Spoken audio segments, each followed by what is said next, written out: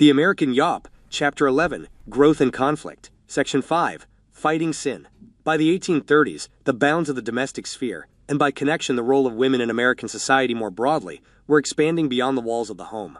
Importantly, one of the products of industrialization and urban development was a widespread belief in public outreach and social uplift. In some states, this took form in the creation of the nation's first state-sponsored public school systems led by Horace Mann. If the factory worker, wholesaler, manager, and banker were the modern-day representations of the virtuous yeomen of the Revolutionary and Jeffersonian eras, the domestic sphere that raised them needed a reimagining of its own. In part because women would work for lower wages, and in part because the perceptions of the time held that women had the right nature and disposition to work with children, these schools became functional extensions of the Republican household. They were places in which women, whether mothers of their own children or not, could take on the virtuous burden of educating the American public as a whole, while also finding a place for themselves in the ranks of salaried workers across the nation. The role women took in helping society adjust to the demands of a new era did not stop with its domestic needs. An active labor source for factories, since the early 1800s, women launched some of the earliest strikes demanding better conditions in textile mills and northern gin houses. By the 1840s, female operatives were central players in many organized labor reform movements. Indeed, in 1844, the Lowell Female Labor Reform Association organized under the leadership of Sarah Bagley, becoming the first union of working women in United States history.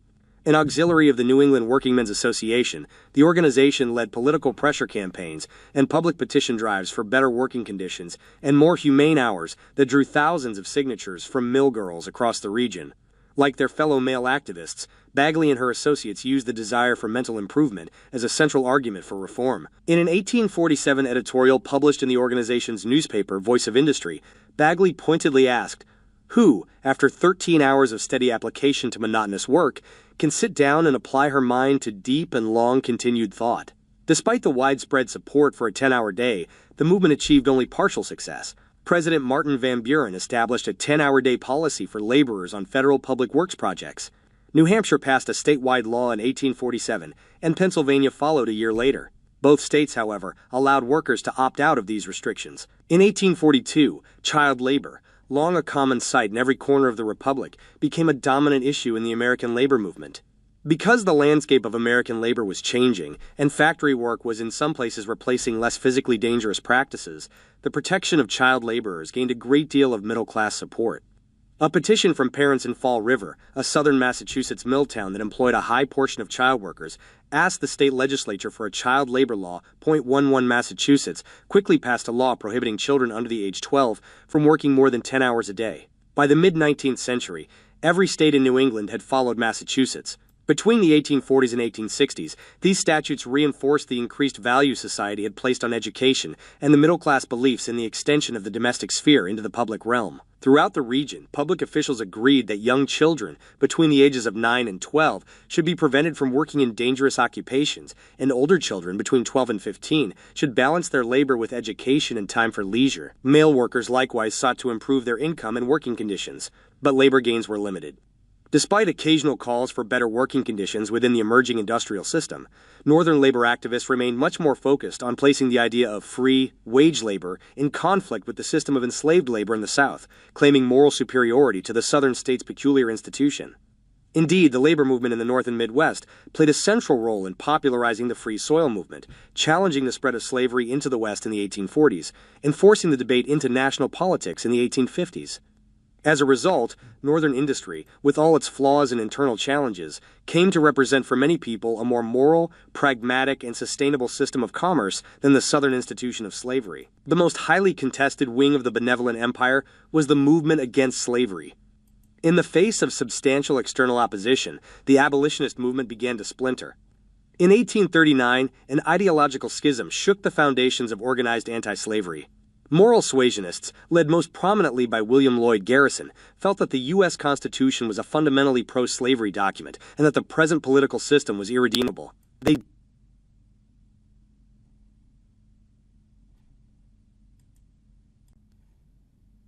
dedicated their efforts exclusively toward persuading the public to redeem the nation by re-establishing it on anti-slavery grounds. However, many abolitionists, reeling from the level of entrenched opposition met in the 1830s, began to feel that moral suasion was no longer realistic.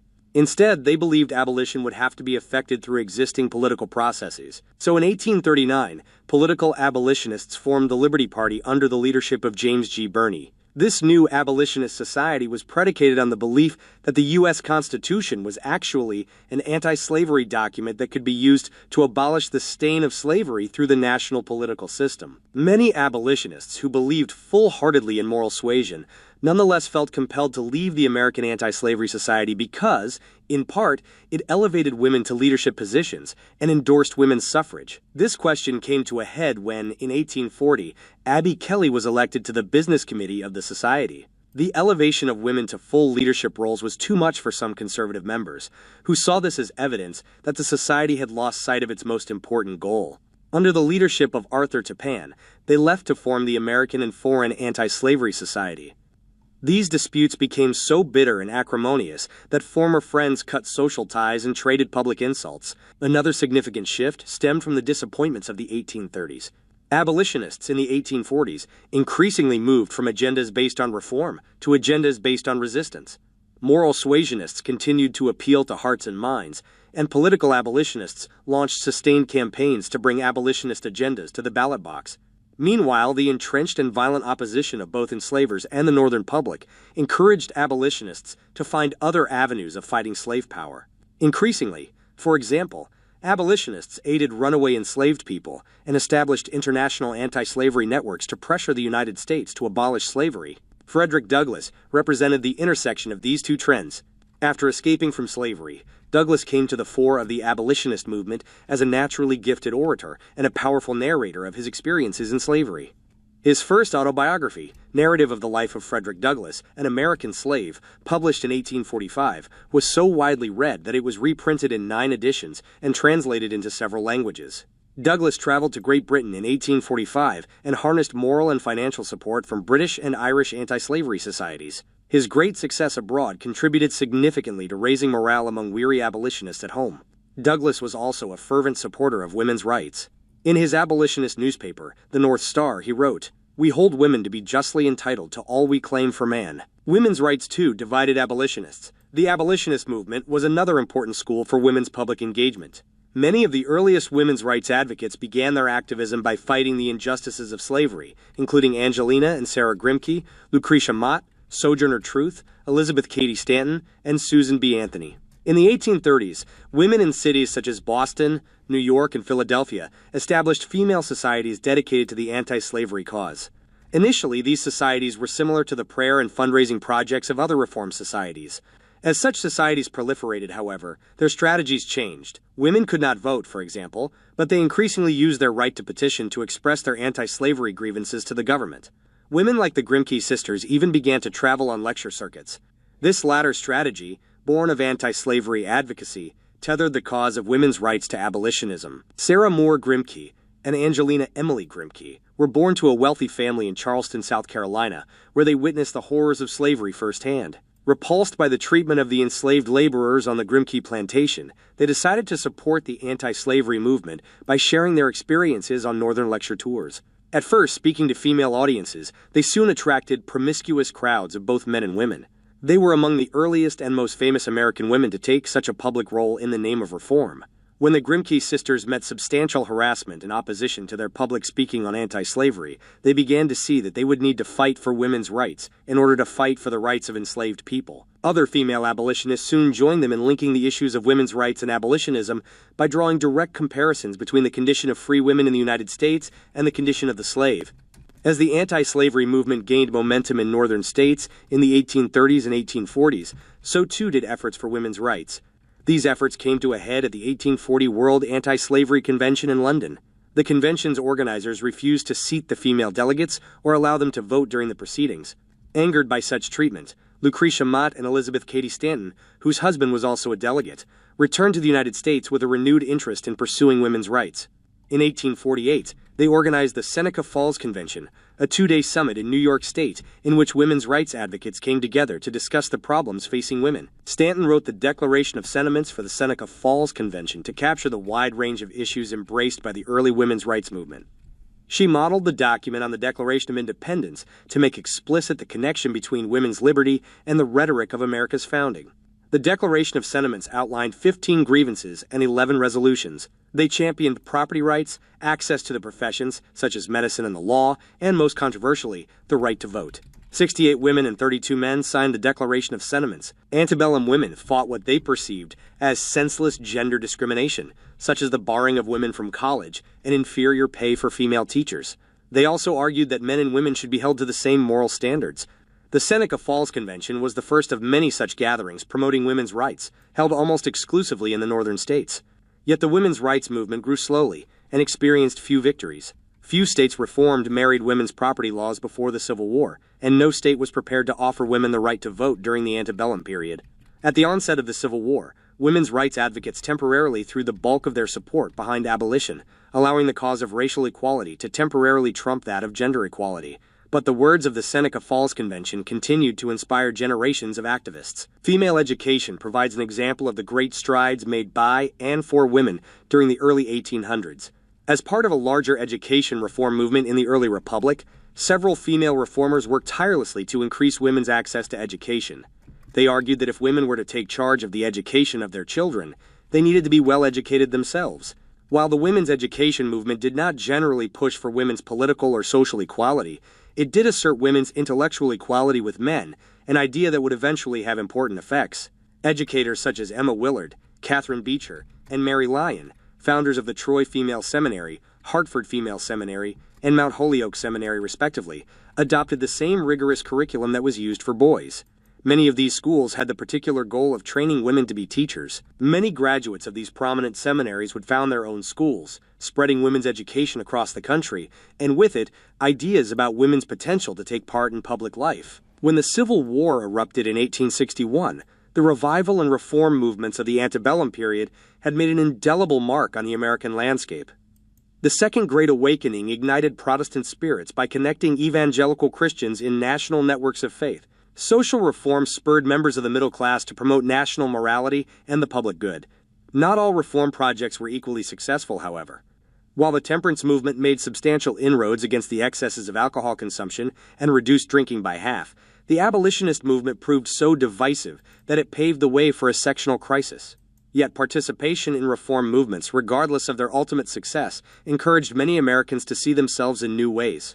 Black activists became a powerful voice in anti-slavery societies, for example developing domestic and transnational connections to pursue the cause of liberty. Middle-class women's dominant presence in the benevolent empire encouraged them to pursue a full-fledged women's movement.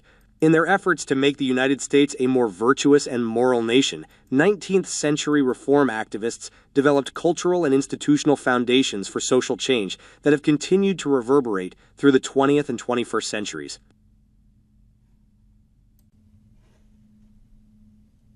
Section 6. Western Expansion. While women and men debated the bounds of politics, reform, and morality, Americans also pushed the physical limitations of their growing nation. Americans continued to push west.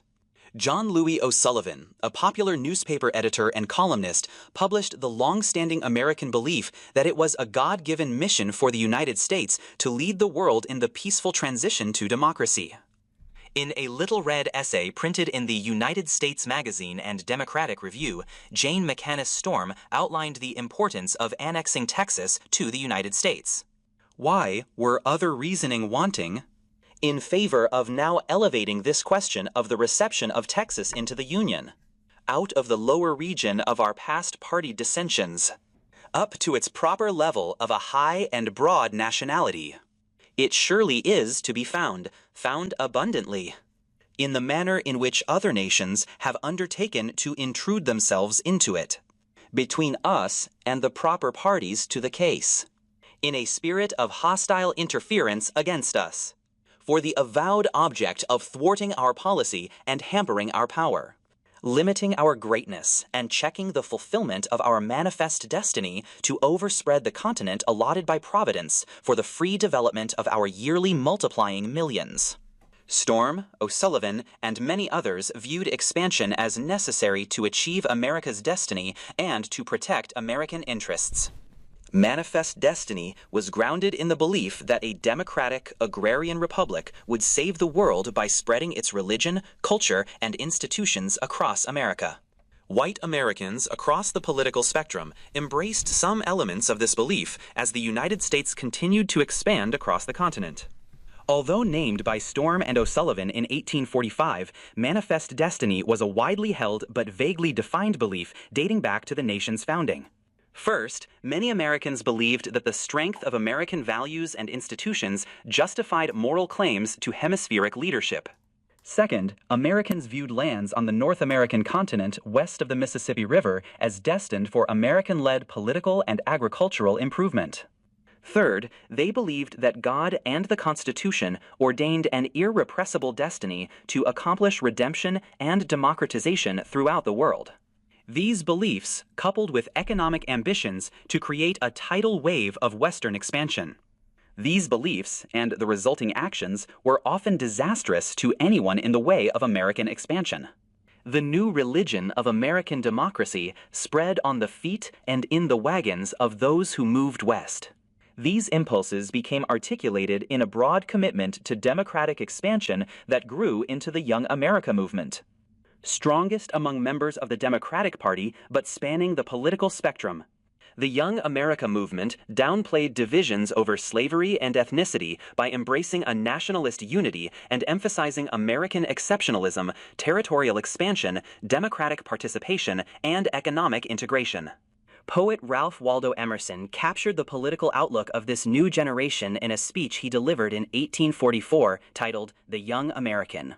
In every age of the world, there has been a leading nation, one of a more generous sentiment, whose eminent citizens were willing to stand for the interests of general justice and humanity, at the risk of being called, by the men of the moment, chimerical and fantastic. Which should be that nation but these states? Which should lead that movement, if not New England? Who should lead the leaders but the young American? However, many Americans, including Emerson, disapproved of aggressive expansion. For opponents of Manifest Destiny, the lofty rhetoric of the Young Americans was nothing other than a kind of imperialism that the American Revolution was supposed to have repudiated. Many members of the Whig Party argued that the United States mission was to lead by example, not by conquest. Abraham Lincoln summed up this criticism with a fair amount of sarcasm during a speech in 1859. He owns a large part of the world by right of possessing it, and all the rest by right of wanting it and intending to have it. He knows all that can possibly be known, inclines to believe in spiritual trappings, and is the unquestioned inventor of Manifest Destiny. But Lincoln and other anti-expansionists struggled to win over popular opinion. The nation, fueled by the principles of Manifest Destiny, would continue westward. Along the way, Americans battled both indigenous peoples and foreign nations, claiming territory to the very edges of the continent. "Do not lounge in the cities," commanded publisher Horace Greeley in 1841. "There is room and health in the country, away from the crowds of idlers and imbeciles. Go west, before you are fitted for no life but that of the factory." The New York Tribune often argued that American exceptionalism required the United States to benevolently conquer the continent as the prime means of spreading American capitalism and American democracy. Settler colonial dreams of creating a democratic utopia ultimately rested on those who picked up their possessions and their families and moved west. Western settlers usually migrated as families and settled along navigable and potable rivers. Settlements often coalesced around local traditions, especially religion, carried from Eastern settlements. These shared understandings encouraged a strong sense of cooperation among Western settlers that forged communities on the frontier. Before the Mexican War, the West, for most Americans, still referred to the fertile area between the Appalachian Mountains and the Mississippi River, with a slight amount of overspill beyond its banks. With soil exhaustion and land competition increasing in the East, most early migrants sought a greater measure of stability and self-sufficiency by engaging in small-scale farming. Boosters of these new agricultural areas, along with the U.S. government, encouraged perceptions of the West as a land of hard-built opportunity that promised personal and national bounty. Women migrants bore the unique double burden of travel while also being expected to conform to restrictive gender norms. The key virtues of femininity, according to the Cult of True Womanhood, included piety, purity, domesticity, and submissiveness. The concept of separate spheres expected women to remain in the home. These values accompanied men and women as they traveled west to begin their new lives. While many of these societal standards endured, there often existed an openness of frontier society that resulted in modestly more opportunities for women. Husbands needed partners in setting up a homestead and working in the field to provide food for the family. Suitable wives were often in short supply, enabling some to informally negotiate more power in their households and along the overland trails. Point 24. Traditional gender lines broke down quickly on the trail. Women like Charlotte Pengra, for example, found themselves driving wagons and making bullets alongside the men who, at times, tended the children. Point 25. In the 1860s, women, such as Lucinda Walker and Margaret Brown, were empowered as livestock owners in Texas. Census records, although spotty, reveal these women as heads of household and owners of cattle. Their relative freedom from traditional gender roles was possible because they lived in less populated areas on the frontier. Americans debated the role of government in westward expansion. This debate centered on the proper role of the U.S. government in paying for the internal improvements or infrastructure projects that soon became necessary to encourage and support economic development. Some saw frontier development as a self-driven undertaking that necessitated private risk and investment devoid of government interference. Others saw the federal government's role as providing the infrastructural development needed to give migrants the push toward engagement with the larger national economy. While comprehensive support for federally funded infrastructure never fully materialized, halting efforts by state, local, and federal governments enabled an expansion of transportation networks that undergirded economic growth and settler migrations westward through the 1840s and beyond. Economic chains of interdependence stretched over hundreds of miles of land and through thousands of contracts and remittances. America's manifest destiny became wedded not only to territorial expansion, but also to economic development. In the end, federal aid proved essential for the conquest and settlement of the continent. Early railroads like the Baltimore and Ohio line hoped to link mid-Atlantic cities with lucrative western trade routes. Railroad boosters encouraged the rapid growth of towns and cities along their routes. Not only did rail lines promise to move commerce faster, but the rails also encouraged the spreading of towns farther away from traditional waterway locations. Technological limitations, constant repairs, conflicts with Native Americans, and political disagreements all hampered railroading and kept canals and steamboats as integral parts of the transportation system. Nonetheless, this early establishment of railroads enabled a rapid expansion that would escalate during and after the Civil War, still furthering federal investment and involvement in the West.